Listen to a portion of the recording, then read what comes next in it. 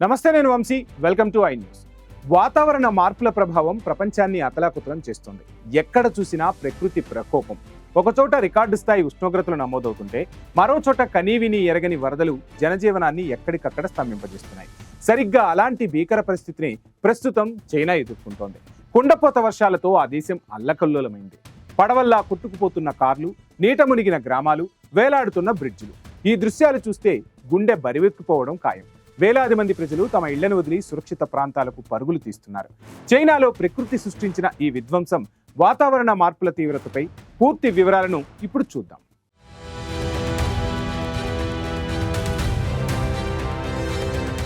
China ప్రస్తుతం అసాధారణ వాతావరణ పరిస్థితులతో సతమతమవుతుంది. దేశంలోని విస్తృత ప్రాంతాలను రికార్డు స్థాయి హీట్ వేవ్స్ కాల్చివేస్తుంటే మరోవైపు కుండపోత వర్షాలు ఇతర ప్రాంతాలను అతలాకుతలం చేస్తున్నాయి. ముఖ్యంగా చైనా నైరుతి ప్రాంతంలోని గుయిజౌ ప్రావిన్స్ కుండపోత వర్షాలతో అల్లాడిపోతుంది. ఈ భీకర వరదలు సుమారు 80,000 మందికి పైగా ప్రజలను తమ నివాసాలను వదిలి సురక్షిత ప్రాంతాలకు వెళ్లేలా చేశాయి. వరదల తీవ్రత ఎంతగా ఉందంటే గుయౌజు ప్రావిన్స్లోని రోడ్లు, బ్రిడ్జిలు సైతం కొట్టుకుపోయాయి. ఈ విధ్వంసం తాలూకు వీడియోలు సోషల్ మీడియాలో వైరల్ అవుతున్నాయి.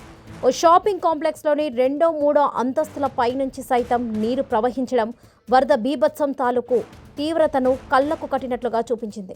రోడ్లపై వెళ్తున్న కార్లు సైతం చిన్న పడవల్లా కొట్టుకుపోతున్న దృశ్యాలు భయానకంగా మారాయి. ఈ వరదల్లో ఓ ట్రక్ డ్రైవర్ కూలిపోయిన వంతెన అంచున వేలాడుతూ ప్రాణాలను పణంగా పెట్టి సాహసోపేతంగా రక్షించబడ్డాడు.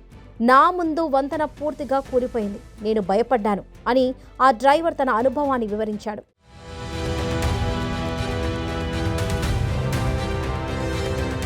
వార్తా సంస్థ జిన్హువా నివేదించిన ప్రకారం రోంగ్జియాంగ్ కౌంటీలోని ఒక ఫుట్బాల్ మైదానం ఏకంగా 3 మీటర్ల లోతులో మునిగిపోయింది. రాష్ట్ర ప్రసార సంస్థ సీసీటీవీ విడుదల చేసిన ఫుటేజ్లో తీవ్రమైన వరదలు గ్రామాలను పూర్తిగా ముంచెత్తడం, అలాగే ప్రావిన్స్లోని ఒక పర్వత ప్రాంతంలో వంతెన కూలిపోవడం స్పష్టంగా కనిపించింది. రక్షకులు మోకాలి లోతు నీటిలో పడవలను నెడుతూ నివాసితులను సురక్షిత ప్రాంతాలకు తరలించారు. కిండర్ గార్డెన్లో చిక్కుకుపోయిన చిన్నారులను సైతం అత్యవసర సిబ్బంది సురక్షితంగా బయటకు తీసుకొచ్చారు. నీరు చాలా త్వరగా పెరిగింది. నేను రక్షణ కోసం వేచి చూస్తూ 3వ అంతస్తులోనే ఉన్నాను. మధ్యాహ్నం నాటికి నన్ను సురక్షితమైన ప్రదేశానికి తరలించారు అని ఒక నివాసి తన పరిస్థితిని వివరించాడు. వరద బాధితులకు బియ్యంతో సహా అత్యవసర సామాగ్రిని అందించడానికి డ్రోన్లను ఉపయోగించిన దృశ్యాలు కూడా రెస్క్యూ ఆపరేషన్ల తీవ్రతను తెలియజేస్తున్నాయి.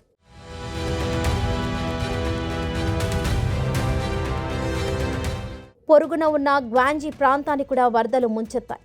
అక్కడ కూడా వేలాది మందిని సురక్షిత ప్రాంతాలకు తరలించారు.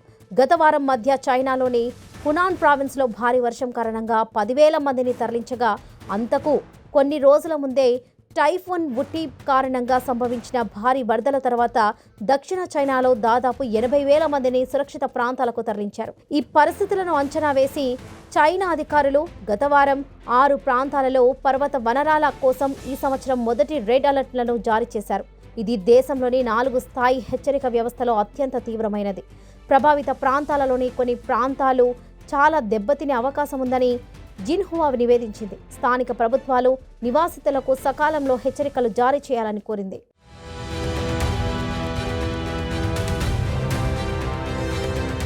వాతావరణ మార్పులే ఇలాంటి తీవ్రమైన వాతావరణ ఫెనోమెనాకు కారణమని, గ్రీన్ హౌస్ ఎయిర్ ఎమిషన్స్ వల్లే వీటి తీవ్రత పెరుగుతుందని శాస్త్రవేత్తలు స్పష్టం చేస్తున్నారు. ఈ వారం బీజింగ్లో సంవత్సరంలోని అత్యంత వేడిగా ఉన్న రోజులలో ఒకటిగా నమోదవడం, రాజధానికి 2వ అత్యధిక వేడి హెచ్చరికను జారీ చేయాల్సి రావడం వాతావరణ మార్పుల తీవ్రతకు నిదర్శనం. గత సంవత్సరం చైనాలో అత్యంత వేడిగా ఉంది.